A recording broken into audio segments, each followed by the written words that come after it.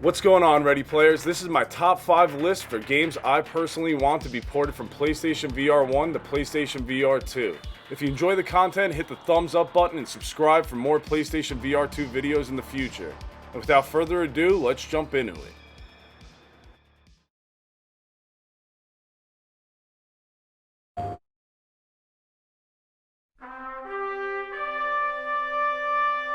We have a witness who confirms that you were arguing, that your wife ran out, that you followed her and didn't come back. I know this looks bad, but it's not true.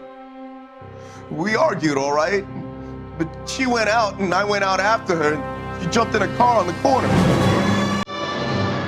Coming in at number 5 is LA Noire VR Case Files. LA Noire being one of my favorite games of all time, this is a must for me.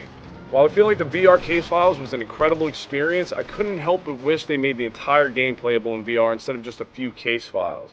Now with heavy rumors that Rockstar is making one of their previous games playable on PlayStation VR2, I'm hoping it's a remastered version of LA Noire, where, again, the entire game is now playable in VR. It would be a dream come true for any LA Noire fan, especially if they add new VR features, new content like outfits, weapons, vehicles maybe giving players variety of random crimes happening around the giant free roam to give the city more life, which always felt so underutilized and empty when you're just exploring and not on a case file.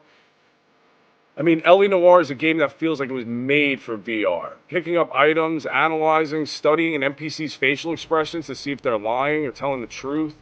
The entire game fully playable on PlayStation VR2 would be more than a dream come true. But either way, a solid port of the VR case files would be amazing. What are we waiting for?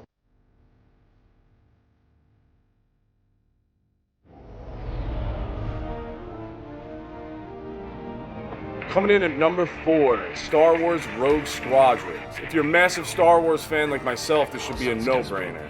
Rogue Squadrons was an incredible VR experience for Star Wars fans alike wanting to pilot their favorite Star Wars ships. Boarding and piloting an X-Wing, getting into dogfights with TIE fighters in a highly detailed interactive cockpit was a dream come true.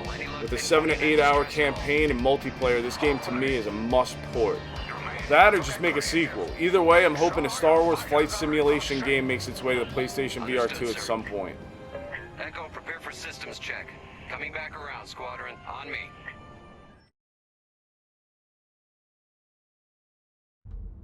Ryan Marks, SAS Nomad Squadron. You're facing multiple life sentences. Conspiracy, arson, more murders than we could even count. I just want to know what went down there.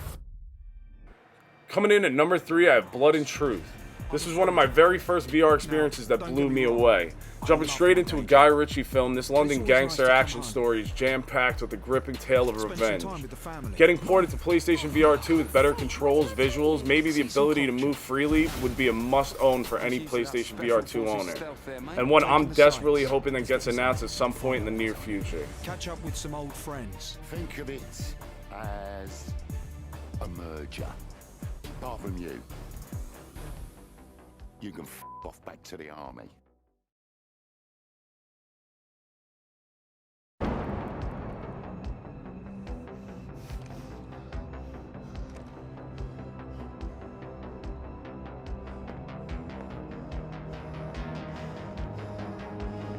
You see that, kid? That's what happens when you try to be a hero. Coming in at number 2 is Batman Arkham VR. As a die-hard Batman fan, this one I'm praying gets announced. Going down the secret entrance from Wayne Manor, stepping into the boots of the Dark Knight, and suiting up alone is something every Batman fan should experience.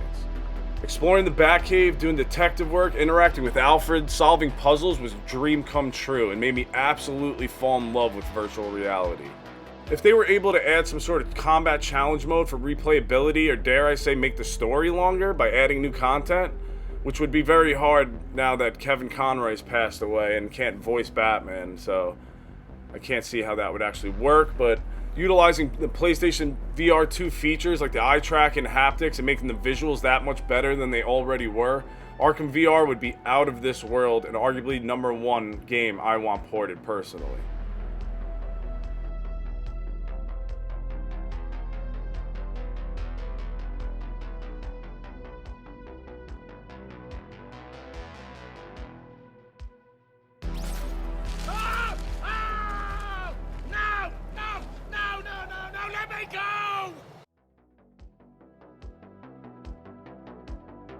Coming in at number 1 is Resident Evil 7 Biohazard.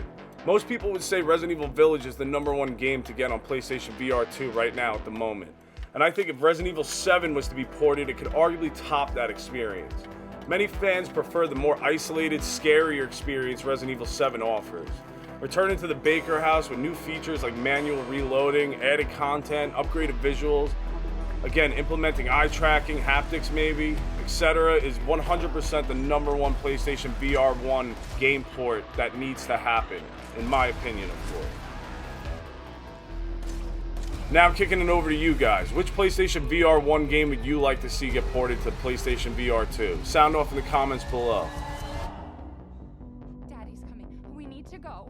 Again, if you enjoyed the content, a like would be massively appreciated. Subscribe for more PlayStation VR2 content in the future. I upload full playthroughs, currently working on Horizon Call of the Mountain, and I just wrapped up Synapse, which you can check out at the end of this video. Thanks for watching, Ready Players. Take care, and I'll catch you in the next one.